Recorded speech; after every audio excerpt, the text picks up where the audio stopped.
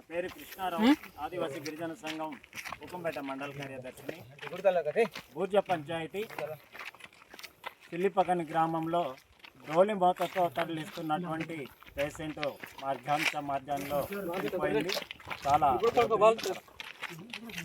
ప్రభుత్వాలు గిరిజన ప్రాంతంలో రహదారి సౌకర్యం కల్పిస్తున్నాం, డోలి మోతాలు నివారణే మధ్యమని చెప్పేసి కూటమి ప్రభుత్వం చెప్తున్నప్పటికీ అది ఆచరణ సాధ్యం ఎక్కడ కనిపించలేదని సందర్భంగా మేము తెలియజేస్తున్నాం.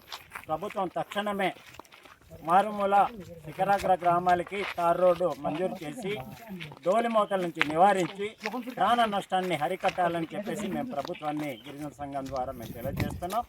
ఈరోజు సిల్లిపకని గ్రామానికి 15 ఏళ్ల పాప అకస్మాత్తుగా కళ్ళు తిరిగి పడిపోయింది.